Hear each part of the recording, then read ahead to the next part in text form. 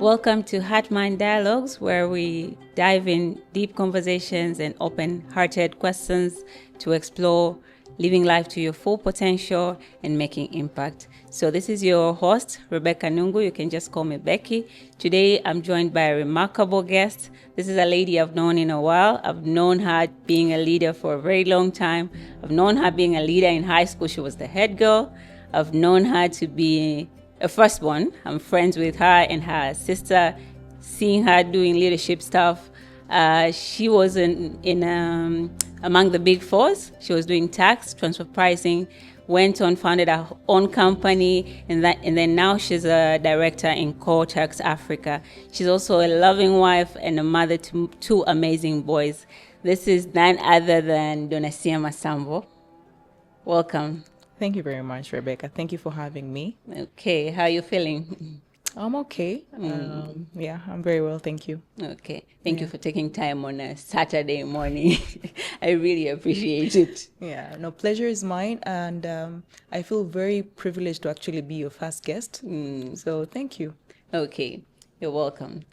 So when I came to you and I'm talking about heart-mind dialogues, so what did you understand when you say heart-mind living, or in your own words, what did that resonate with you? Yeah. Well, it's a heart. When you say heart-mind, heart means, matters of the heart, things to do with emotions, and mind means things to do with the brain. So when you combine both, heart-mind, for me, it means living in a manner where every decision that you make, every action that you take, it's influenced, or the base of it is a combination of your emotions and your mind or your brains. So heart-mind overall, or living heart-mind life, to me means, living life to your full potential. But then, do we all know what our full potential is? Yeah. Yes, Yeah.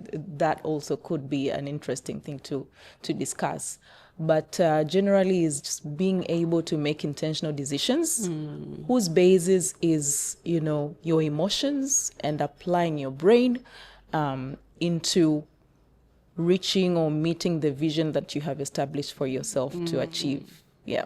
I think that's how I can simply define it. Okay, I think I would say the same. It's not any different, yeah. Because at the end of the day, living to your full potential. But then, what does that even mean? Yeah.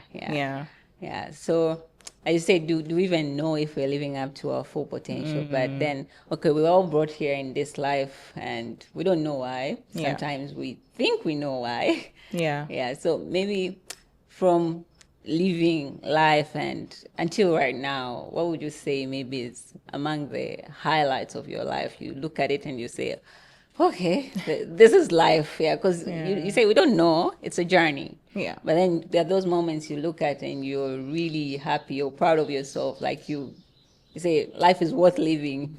So what would you say is the highlight of your life to this moment? And I know it's difficult to narrow it to one, but think of any. Yeah, that's a very heavy one because I'm in my mid-30s, so I have to think of the highlight in my life throughout all these years that I've lived. But I think overall for me, the highlight of my life so far is just having the flexibility to decide, to create a balance in my life. That flexibility of enjoying my personal life, that is me and my family, having my time, my space, and filling my buckets or my cups. At the same time, being able to do the things that I'm passionate about professionally, and just having the flexibility to make those decisions. What time do I want to go to work? What do I want to do? When do I want to go on vacation? When do I want to take care of myself? And so I have been able to achieve this, of course, through hard work. Some people may look at it as privilege, but trust me, it's been a journey of a lot of hard work and sleepless nights. I wouldn't say I have arrived, but it's that flexibility that I'm currently, looking at it, and I look back and I appreciate that, this is the life that I have dreamt of. So yeah, I would say overall that would be in summary, just having that flexibility. But now if you ask me of a moment, most of these moments that, have become highlights of my life would typically involve family. And if I break it down, maybe another way of looking at it is breaking down it into phases of my life. I also have had highlights throughout every phase of my life or every season. Professionally, being able to support clients internationally, working with different jurisdictions, being able to travel for work. Generally, that's a highlight. That's a big highlight for me. And at the same time, I am still, able to. So I have a family, as you initially introduced me. I'm married and I have 2 kids, but also being able to spend quality time, taking time off and spend that with family. Those are things that I never take for granted. And to me, all those moments are very big highlights of my life if I look at them that way. Okay, amazing. It really made sense to me when you said that all came after a lot of hard work. I think in this world today, most people glamorize like the balance thing. Yeah. They feel like it comes naturally, but they don't understand the hard work that you need to do. Yeah, exactly. Like you've earned it to get to that point. Yeah, exactly. Yeah, okay.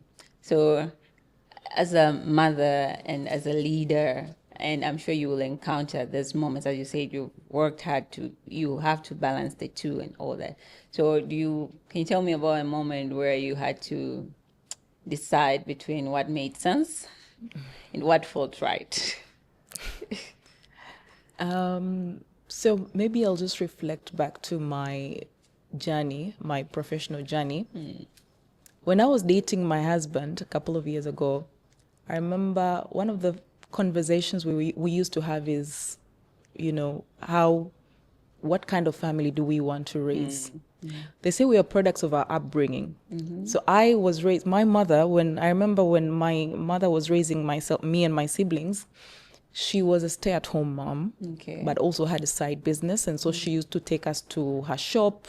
We used to help her sell. She used to sell fabric. But when I remember my childhood, I remember, going back home from school and finding my mother back home. So I really wanted that as well when I started having kids. So I remember having this conversation with my husband, then boyfriend. His background was different. He was raised with working parents. His parents were both very hardworking people. They traveled a lot, but they managed eventually to give them a very good life. And so when I introduced the idea that, I would like or I would prefer to stay at home, to quit my job, stay at home and raise the kids. To him, he was a bit shocked because his upbringing was different from mine. And he said, why would you want to give up your career? And at that point, I think I was my career growth journey was pretty good. So he was really surprised. And he was asking me, do you want to give it up because you're getting married, because you're expecting me to take care of you? And so it didn't sit well with him in the first place because he felt like I was giving up, something that I was passionate about.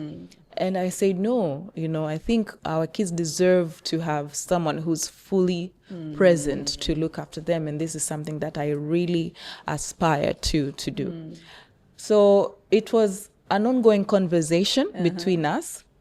And eventually, after consulting a couple of people, the idea started sinking in and he was okay with it. Then we got our firstborn in May 2019. I went on maternity leave for 4 months and then went back to the office in August. So he reminded me, you wanted to stay at home. So isn't this the time to, rethink or revisit those thoughts? And it was a difficult decision, I mean, I still entertained the idea then, but it's not an easy step to make, quitting your job just to stay at home. It isn't an easy decision to make. So we continued having those conversations between August and October. And he was the one that kept pushing me to make that decision, to take that step. Home. Okay. And he encouraged me, and I remember he ordered me a personal laptop, And he encouraged me to register a company, so I did. And then I started going out to network. And December 2019, when we were having that conversation again, he said, if you're scared, I'll draft this email for you. You can actually start, doing independent consulting. You're not quitting to stay at home, but you're quitting to explore independent consultancy, but at the same time having the flexibility to look after the kids, because this is something that you really wanted to do. So he drafted that email for me, and in January, when the offices were opened, I sent it. I tendered my resignation. It felt right, but I was very scared. I was quite scared. So that was January 2020. And at that time, was the company running already, or I had just registered it? Just registered, yeah. I had just registered it. And really, when you become a mother, your priorities sort of change. So at that point, all I was thinking about is, I want to go home and play with my kid. So March 2020 was, that's when I started really staying at home. And COVID hit. That's not something that I really saw. Wow. But because I intentionally made that decision, it's something that I always wanted. It felt right to do so. It wasn't easy, but it felt right to do so. There's no point when COVID became such a big issue that I regretted, that I felt that I made a wrong decision. And well, we went on vacation that before COVID became very big. That was early March, and I got pregnant on vacation. So I also got pregnant with my second born, and my firstborn was actually under 1. So it was a bit confusing that this was not part of the plan. Yeah. This was not part of the plan. But I really believed that it's the journey that God had created for me, and I embraced it. I told myself I'm going to enjoy it because it felt right. That's a good one, because the sensible thing to do would have been maybe start the company until it's up and running, then you can quit your job. But if it felt right, that's why people wouldn't understand when they hear, especially at the moment. And also, again, kudos to him, because they say that's why they say the good thing of having a supportive partner, because he was there cheerleading. So during that time, if I may ask, how did you stay grounded? Because there's him, he's supporting you, but then there's parents, there's people around you, there's your boss, your friends, people around you. They will have a different reaction, because they might think you're throwing your life away. Exactly. So how did you stay grounded, knowing this feels right? Well, of course, people would think, you've made a wrong decision. People will try to talk you out of it, of course. But for me, there are a couple of questions I asked myself, right? The first thing is I did a self-assessment. I usually do this self-assessment every now and then. I create my SWOT analysis. What are my strengths and what are my weaknesses? And what are the opportunities out there and what are the threats? So with that SWOT analysis, I then summarize, what does this mean for me? So I said, my strength is I'm a tax consultant, but I have specialized further in tax. I'm doing something that is still very new. So there's still lots of opportunities. There aren't many people out there. So this is my time to actually step out and do it, because I'd feel really bad if someone else comes up with a similar idea. So I'm going out, I'm going to be an independent consultant in this area that I have specialized. I'll try. What is the worst that can happen? Not get clients? I mean, yes, COVID was the worst that happened.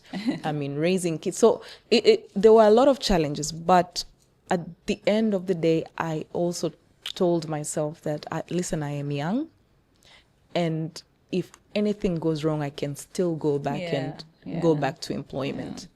So I think that's what kept me grounded, and that's what told me, you need to try this, because I will not forgive myself if someone else tries it and if I don't. So let me do it. And of course, the fact that I had a partner that was supporting me, of course, financially, that also really helped me to push, because again, if things go bad, then at least there's someone to pick me up. But again, it was hard work. It was an emotional roller coaster, I can say. And people like my parents also were quite concerned because their generation is different from ours. Our parents' generation was a generation where you're in employment and you stay with the same employer till you retire. Yes, because my dad stayed for 40 years. Exactly. Yeah. So they kept asking and calling me, and the fact that I was expecting again, the family is growing. How are you going to manage? But right now they look back and they tell me you made the right decision. You made the right decision. Yeah. Wow. That's nice. That's amazing. Yeah.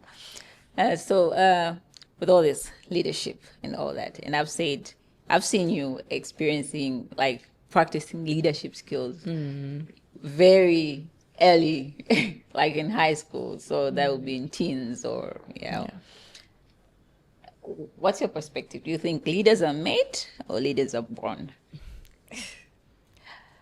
I think, number one, people are born. There are people who are born with leadership qualities, assertive, with charisma. Those are just a few leadership qualities. And then as you grow up, the environment that surrounds you influence also who you are. Let's say if you're born with from parents who are leaders, the way they act, the way they carry themselves also influence you as a person. So if you ask me if leaders are born, yes, maybe. However, leadership itself, the concept of leadership, is a continuous journey of learning. It's a lifelong learning process. You have to be a lifelong student. Even the people that we perceive to be the best leaders in the world are still learning, whether it's through reading books or whether it's through attending seminars or workshops or leadership workshops. They're still learning. They're also learning through, on the job, through doing the actual work. I was listening to a podcast by, I think Indra Nui was actually being interviewed. And one of the things she keeps saying, if you listen to her podcast, one of the things that she repeatedly say is you have to be a lifelong student. Yes, you have to accept being a lifelong student. And if you look at history, her professional history or background, she moved from I think she worked for Motorola and then she moved through PepsiCo, different industries, right? And she says every new industry that she went in, she would hire a personal tutor that is specialized in that industry and take her personal time to actually learn about it, to learn about cars. For instance, when she was in Motorola, to learn about electromechanic stuff. So as a leader, you can only make decisions when you know what you're making decisions on. So to answer your question, the people are born with leadership qualities. That for sure, I agree, but they're not necessarily the best leaders. Now, to be the best leaders, I think leadership itself is a lifelong journey. You have to continue learning. Okay. Yeah. It's usually a debate in my head. Sometimes I feel like leaders are made. Yeah, you can learn, you can unlearn, as you say, a personal tutor teaching her. Like if I see Indra Noor, I would just think it comes naturally, but there's the work behind. But then sometimes you see people, again, like you, early on, you're already there on leadership. So you're like, okay, are they made or they're born? And there's somewhere that I read that says 30 to 60% of leadership traits are heritable. So it could be, you look at where people are coming from, they have that in them. So it's a debate, and I usually have different answers different times. Okay. Yeah. So as a leader, especially a woman, have you ever had to make like a heartfelt decision, but in a very high-stake environment? And then an example would be, a decision is heartfelt, like you felt it's right and all that. You used compassion to make that decision, but the stake at it would be maybe massive profits or and how do you stay grounded in your decision without people perceiving that she's using her emotions to make a decision, but you felt like this is the right decision. I think overall, being a woman and it is not easy in itself, because we are perceived to be, we're emotional beings. Yes. I mean, we're all emotional beings. Even men are emotional beings, but the way they communicate their emotions is different from the way we do. And so sometimes the way we communicate ours may be perceived to be too emotional or weak or too sensitive, right? Maybe this specific scenario is not something I can talk about specifically, but yes, I've been in such situations where I've had to, really use that emotional aspect and to actually make a high stake decision. And yes, it really not necessarily impacted profits, but it really impacted my business. And at that point, I had just started my business, and I had to speak to a couple of stakeholders that were trying to sort of challenge me, and I think I was a bit emotional, but it's through those emotions, the way I carried myself, the way I used my social skills, social network, empathy, to understand where they're coming from. Because I think the first step is understanding, where are these people coming from? Yeah. So let me not take it personally, but then how best can we arrive at a win-win solution? So application of empathy. So I think my answer is applying empathy in such high-stake environments, and understanding that, where are these people coming from? Yeah. And in making this decision, would it be a win-win? Would it be a win-lose or a lose-win? And is it worth losing? Yeah. So all these things have to come into play. But I think if you're able to think of their perspectives as well, it really helps, coming into a win-win solution where you both live happy and eventually has positive impact, hopefully, to whatever you're to decide on. Okay. Yeah. Okay. Yeah. So sometimes it's usually, I think it can pose a dilemma. Yeah. Especially you might think that a decision is very right, but Yeah. the perception of people, because some decisions would come off, you'd look like you're making it out of compassion because you're a woman and there's high stake, but it could be the right decision. Indeed. It's just I'm thinking of it in this perspective. Yeah. Yeah. So it's a good one. I think, as you said, looking at where they're coming from. I didn't think of it like that. So it's important. Actually, remember another situation whereby I had a mentee or a coachee. So we usually have these performance conversations, and I was lucky that a couple of those were ladies, and they approached me, like two of them separately, when we were having conversations about performance. They had both gone through certain seasons in their life, either motherhood or marriage, and we were having heart-to-heart conversations. They were opening up to me, telling me their personal stories and how those stories were actually impacting their performances. And I said, you know what? It's important to acknowledge the season that you're in, and you don't necessarily have to fit in a particular place given your season. So if you're going through this motherhood and this is a high pressure environment for you, you don't necessarily have to be here. You can thrive elsewhere. So I these are people that I'm supposed to ensure that they're performing well within the organization that I was in at that time. But at the same time, using my experience as a mother or a wife, I understand these things. So I think at that point, if you would say I used emotions or intuition to help them or to have that conversation with them, I think that was one of the examples. And funny enough is I just recently saw a job opportunity and I passed it over to them and said, look into this. Wow. Right after that conversation. They looked into it, they applied for that job, they got it. Now in the organization that one of them is in, they're actually my clients. You see? They're actually my clients. So when a tender was issued and I applied, I believe, she was probably one of those people that really endorsed me. And this now is like 5-6 years later after us having this conversation.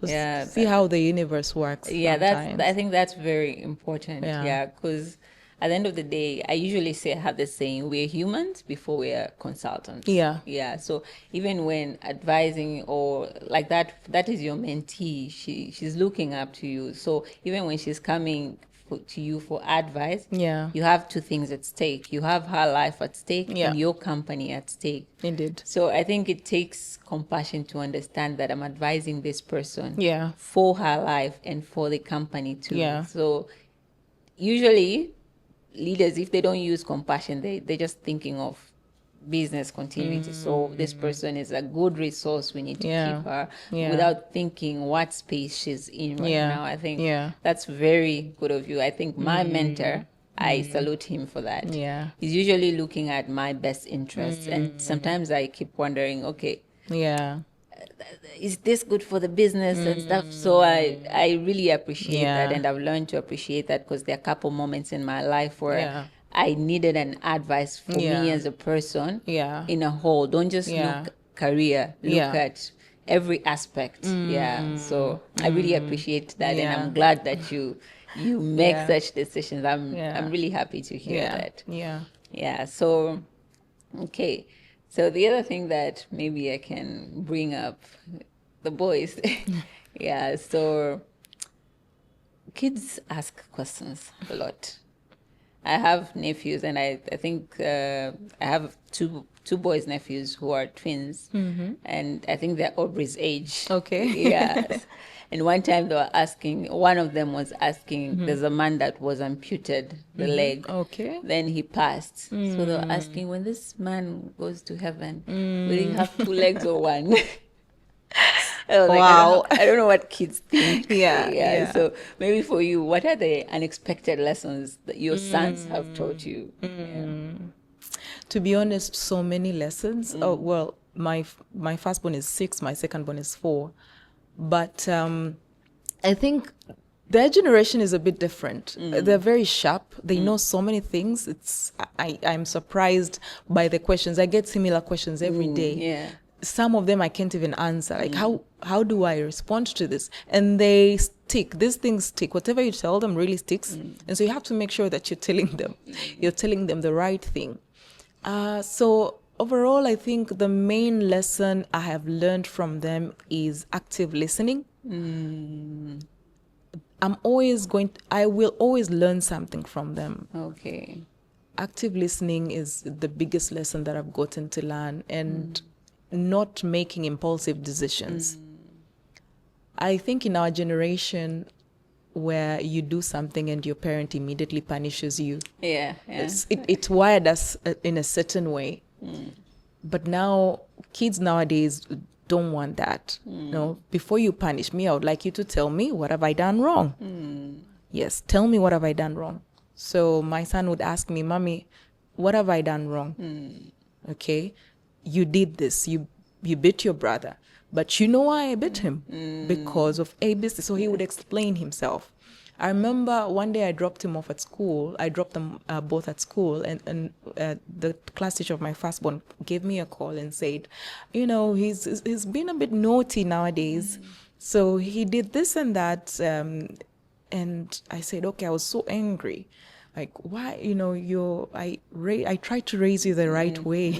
Why are you doing this? Why are you doing this in school? But I'm thankfully that I did not react immediately. And at that point, when I was getting that call from the teacher, I had already dropped them off. So I went to work and I let that sink in. I started thinking about it, and I got home early that day. Then I called him to my room. Come, I need to talk to you. So I got a call from your teacher today, and she told me, you've become so naughty nowadays. You did A, B, C. And he asked me, Mommy, do you know why I did that? And he started explaining to me. And everything he said made so much sense that we had to call the teacher. He explained himself. And I said, well, I'm actually glad that I did not punish him or react or overreact rather, because then that would really hurt him. So the first lesson is active listening. Active listening, and again, empathy. I mean, I know the word has been overly used, but to me, empathy is very important, because before you do anything, just think of the other person's perspective. Where are they coming from? yes, before you make it personal, before you make it about you. Not everything's about you. So that's a very big lesson, and I think my kids have taught me that. And patience, of course. You have, as a parent, that will come. you really can't fire your kids, so you have to be very patient. Yeah. So those are the 3 biggest lessons I've learned from them. Okay. That's nice. Amazing. Yeah. And so you talked earlier, right now you want to have the balance and all that. So I know, again, work-life balance is something that we throw in so many times. Yeah. But the work-life balance a person without kids would need and the work-life balance you would need would be different. Maybe the person without kids, they don't want to work late. Maybe they want to go for happy hour or something. But you probably want to be free at 3 so you can pick up the kids also. So what did balance look like before having kids? And what does balance look like right now? And can you say that you're having it? Did I even know balance before I had kids? I'm a millennial. And millennials really... Always. Yes. I think before I had kids, what my biggest focus is working hard. I think I really applied myself.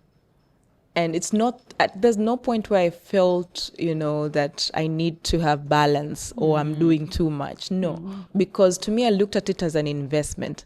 So when you say balance, I think my theory back then was work hard, play harder. Yeah. So I worked hard and played harder because every Friday I would go out, and that to me helped me unwind. I never took leave to stay at home. Every leave that I took, I already had a plane ticket to go somewhere, to meet new people, to learn new things, to have experiences. And so that to me is what I would have defined. I defined as balance then. Yes. And well, after kids now, you have a lot of caps because number one, you're a mother. You're a wife. That's a full-time job in itself. Being a mother is a full-time job in itself. You are a daughter because at that point your parents are probably aging and they need you, physically, emotionally. You're also a big sister. Your siblings, you have to make sure that you're supporting them. Are they in the right jobs? Are they stable? Are they happy? You also have your professional career. You have friends. You have in-laws. Yeah.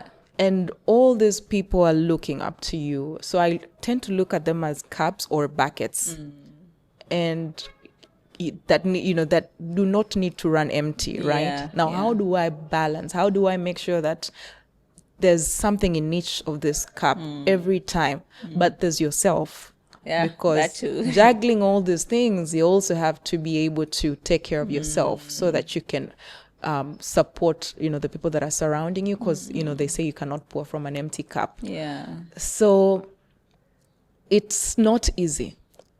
It's not easy. And if you try to be perfect, you'll go nuts. So the way I look at it is quality over quantity. Being really present when you need to be. But this also has to come with a lot of planning, being intentional with what you do, your schedule from, the moment you wake up.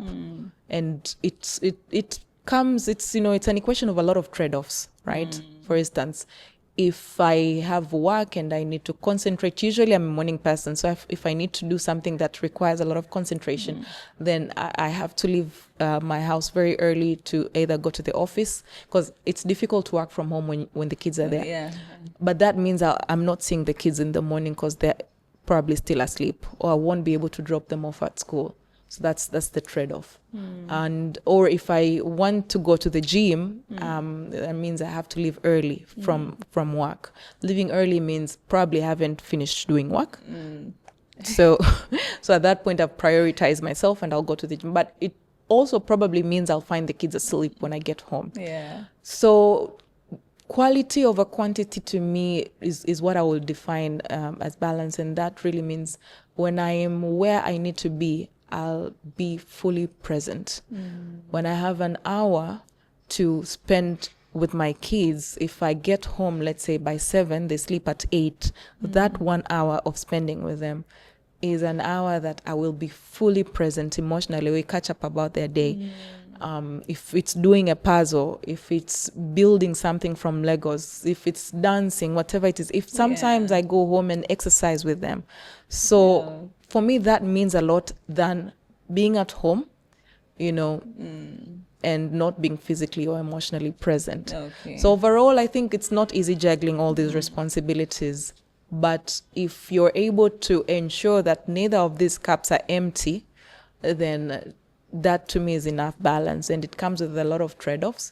But the key basis or the motto is to ensure that when you're there, when you're with your friends, apply yourself, be there fully. Present. Be there present. Because it's these moments that they will remember. Not that you were home for the whole day, but rather what did we do in this short period of time that we were together. Okay. That's good. Yeah. Yeah. Because I like being present in any moment. Yeah. So I value time in, as you said, quality rather than quantity. Yeah. You could spend the whole day, but if it's not, the quality is not, everybody was on their phone doing whatever they need to do, then it doesn't even look like you're spending time together. Indeed. Yeah. Indeed. And in this age of technology, it's just difficult. It's really difficult. So you have to be very aware and very intentional to be present. Okay. Okay, that's amazing. Yeah, so maybe lastly, now you're doing amazing things. You're doing transfer pricing, which is very massive right now. It's like the end thing. You guys started very early on it, which is good. And so this is your career journey, but how do you want eventually kids grow up? Yeah. How do you want your kids, your sons, to remember your career? Like when they grow up, whatever they do, they look back and my mom used to do this and that. How do you want to remember your career?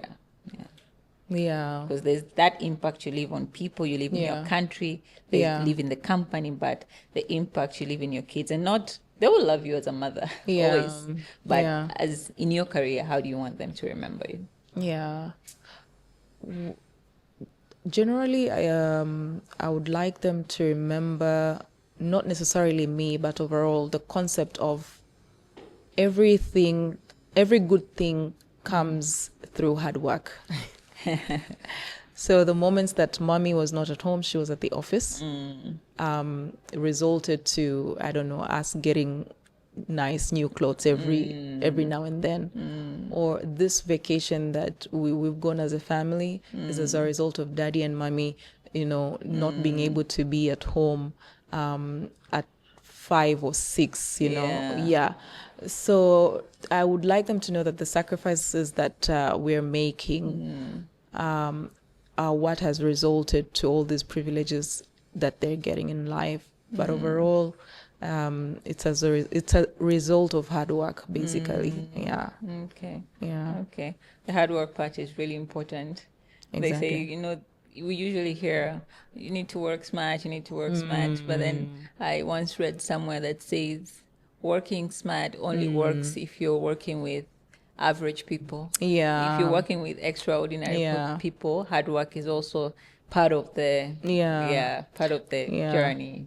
So it's really important. But overall, hard work is not necessarily doing the physical work. You know, it is engaging your mind, applying yourself. Putting in the work. So just being a well-rounded person to make it, basically hard work is making things happen. Making things happen. Regardless of how. Yes.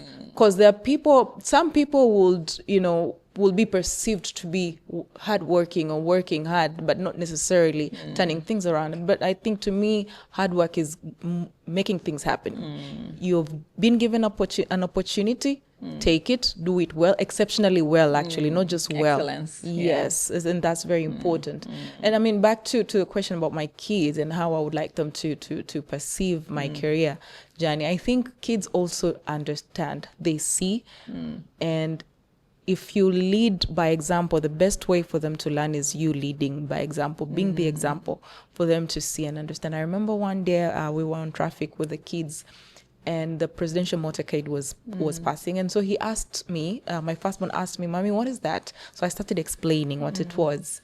And the concept of, he didn't understand the concept of a president. So who's a president? And I said, a president is the leader of a country. So like Tanzania, we do have a president, and the president basically leads. And okay, so who gets to choose the president? I said, the people. People choose the president. And then interestingly, he asked me, "So mommy, why didn't they choose you?"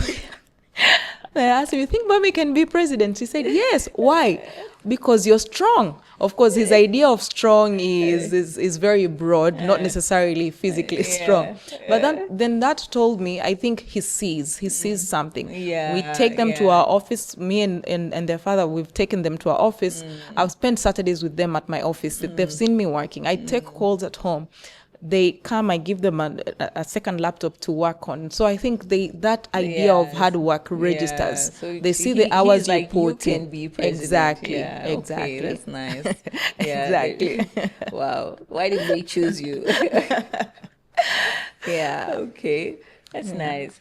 So thanks a lot. This was a wonderful conversation. I've gotten a lot of things. The last time we had coffee, I told you that I came for just this proposal, but then I'm leaving with a lot of things. You're those kind of people you sit to listen to and have a conversation with, and you go back then you start thinking, okay, this my life. I need to do this and that. So I really appreciate you taking the time. Much. I really appreciate you here on a Saturday morning. I know there's commitments. So I really appreciate this. And maybe lastly, if you have any question for the hosts.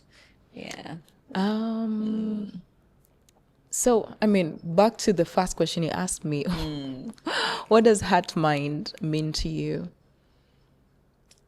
Okay, so heart mind, I've had this slogan for a very long time. I believe it's living life with where your heart and mind are kind of in agreement. And I totally understand that they cannot always be 100% in agreement. Sometimes one has to override the other.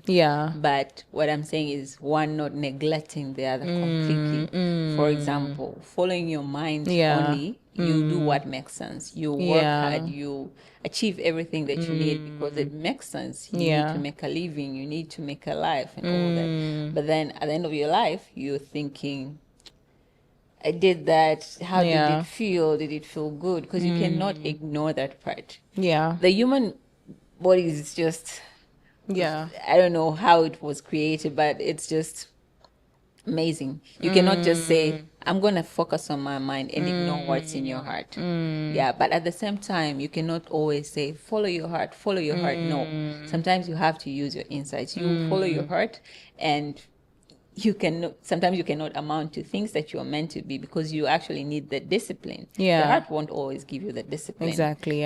So it's having a balance with the two. That's heart mind living for me. Knowing when to use the heart, knowing when to use the mind. Without neglecting the two. Just because I'm using my mind doesn't mean my heart is numb.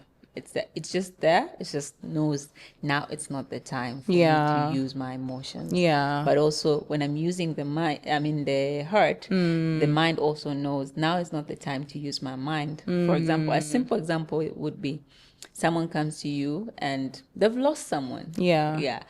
At that time, you could have all the logic in the world on how to navigate that, but that's not the time. That's the time for you to be there, use your heart. So heart mind living for me is that. Knowing when to use the heart, knowing when to use the mind, and how they can coexist to live a meaningful life to your full potential. Wow. Okay. I mean, now I'm getting it and I'm seeing, I'm reevaluating my initial response, but it does make a lot of sense. I think what you have said is knowing when to use the heart and knowing when to use the mind. But also there are moments where you can combine both. And it can still work positively. Okay. That's why this conversation, I called it leadership and lullabies. Because one, you would say it's so much heart, one, you say it's so much mind, but you have to see how they coexist. 'Cause, for example, the way you were talking about your son and active listening, that is very important. 'Cause Yeah. there's listening, yes, but active Yeah. listening is Yeah. very important. Yeah. So, yeah, that's basically Listening to understand and not listening to respond. Yes, yes, Yeah. or react. Yes, Yeah. So Yeah. that's it. Okay. Yeah. So thank you so much. I really Yeah. appreciate you coming. Thank you guys for listening. This has been amazing. And share, follow, listen, share with anyone that you want to see living to their full potential. And if it resonates with you, you can leave a review, leave a comment. And thank you. This was Hard Mind Dialogues.